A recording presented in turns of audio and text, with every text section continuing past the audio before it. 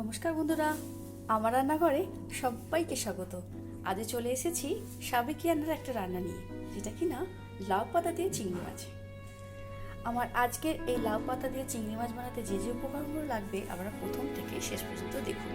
প্রথমে লাউ পাতাকে আমি সুন্দর করে একেবারে মিহি করে কুচিয়ে নিয়েছি। এই পাতাকে যত মিহি করে কাটা হবে তত সুন্দর খেতে হবে। প্রেসার কুকারের মধ্যে লাউ পাতাগুলোকে আমি ভালো করে ধুয়ে পিছে কেটে নিয়েছি। এবারে দিয়ে দেবো একটা আলু, চৌকো করে কেটে রাখা আলু। সামান্য লবণ আর হলুদ দিয়ে দেব।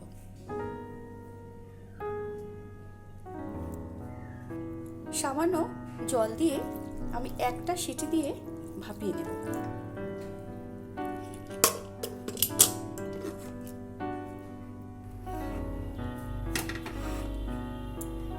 কিছুক্ষণ আমি এটা ভাপাতে দেব। লাউ পাতা সুন্দর সেদ্ধ হয়ে গেছে। এবারে চলে যাব পরবর্তী স্টেপে। কড়াইতে দিয়ে দেব সর্ষের তেল। এই রান্নাতে সর্ষের তেল দিলে ভালো হয়। নিয়ে নিয়েছি চিংড়ি মাছ। আমি এই সাইজের চিংড়ি মাছ নিয়েছি। ভালো করে লবণ আর হলুদ মাখিয়ে নেব।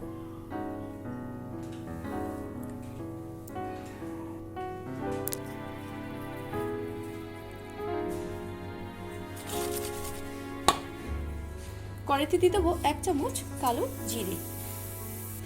এই রান্নাতে বেশি মশলার ব্যবহার আমি করব না, কেননা লাউ পাতার একটা সুন্দর গন্ধ প্লাস চিংড়ি মাছের একটা ফ্লেভার সেটা পাওয়া যাবে না। সেই জন্য আমি একটু কম উপকরণ দিয়ে এই রান্নাটা আমি করে দেখাবো। দিয়ে দেবো 2 চেরা কাঁচা লঙ্কা। এবারে ভাপিয়ে রাখা লাউ পাতা আমি ওর মধ্যে দিয়ে দেবো।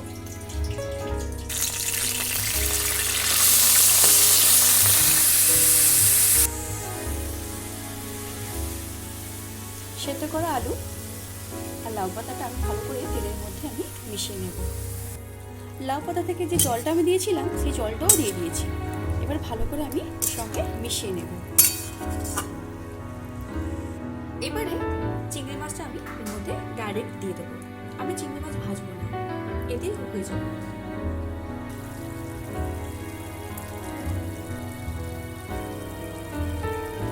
ভালো করে আমি এটা উপরে একটু নিচে এটা মাখিয়ে আমি পুরোটা একসাথে মিশিয়ে নেব। আরো কিছুক্ষণ আমি এটা ভাপিয়ে নেব। এবার একটু চাপা দিয়ে দেবো। এবারে দেখে নেব ভালো করে আমি আবারও এর সঙ্গে মিশিয়ে নেব। জলটা প্রায় আমার শুকনো শুকনো হয়ে এসছে। এবারে দিয়ে দেবো সর্ষে বাটা। সর্ষে বাটা দেব 1 চামচ দিয়ে দেবো সর্ষে বাটা।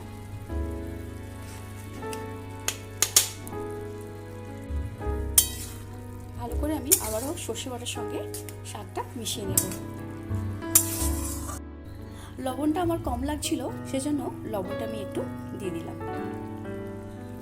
সামান্য দিয়ে দেবো চিনি। চিনিটা আপনারা দিতে নাও পারেন। আবারও 2 দিয়ে দেবো চেরা কাঁচা লঙ্কা। দিয়ে দেবো সামান্য আটা।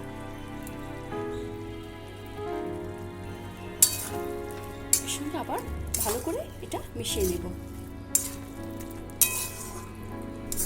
লবণ হলুদটা আমি আগে দিয়েছি, সেজন্য একটু বুঝে আমাকে দিতে হবে। আপনারাও একটু দেখে বুঝে দেবেন। আমার লাউ পাতার চিংড়ি হয়ে গেছে।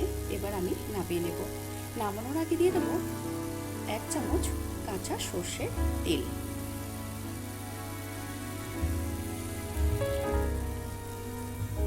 হয়ে গেছে, এবার আমি নামিয়ে নেব।